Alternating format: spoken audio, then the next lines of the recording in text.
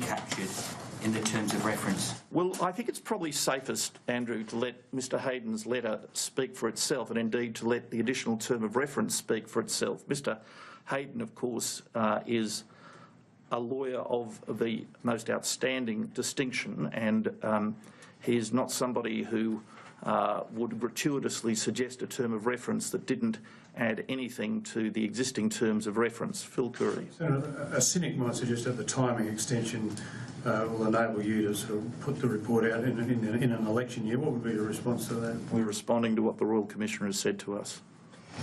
Attorney General, will next year the extension only look at what's in that additional term of reference?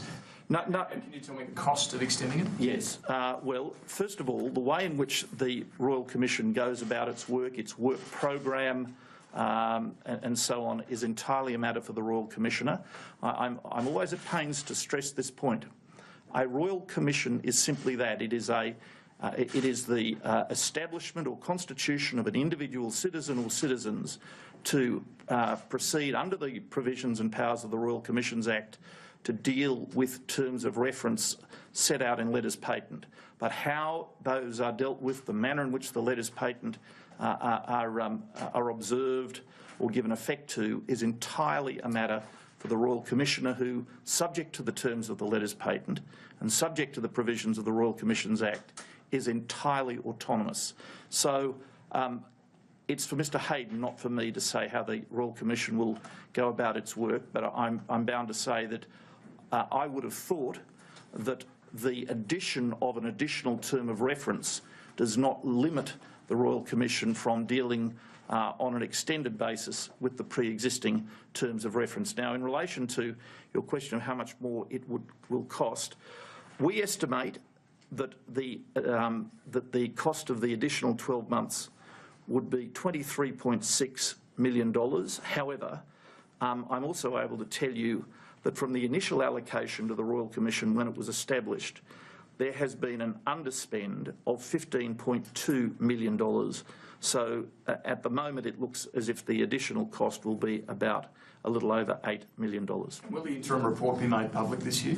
That is my intention. Would you expect that the Gillard matter would be finalised in that interim? I don't know. That's entirely a matter for the Royal Commissioner. Senator, John Howard recently expressed some concerns about the Royal Commission's indicating that he didn't think that Australia should go down the American path of prosecuting the previous political... I can read you his quote. No, I know what... You know what I mean?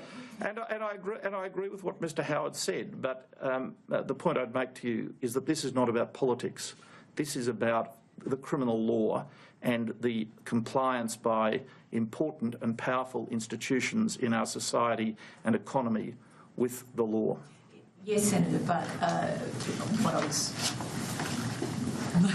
leading to rather inelegantly is that would it be better, given, for example, the government's had a lot of criticism about pursuing these royal commissions while, for example, letting the allegations that have been aired in ICAC in New South Wales, letting that just play out in the New South Wales forum? Would it be better if a number of these allegations were addressed effectively via a federal ICAC or via a mechanism like that? Well, you establish a Royal Commission to look into a specific and defined problem of sufficient importance that it is worthy of a Royal Commissioner's attention.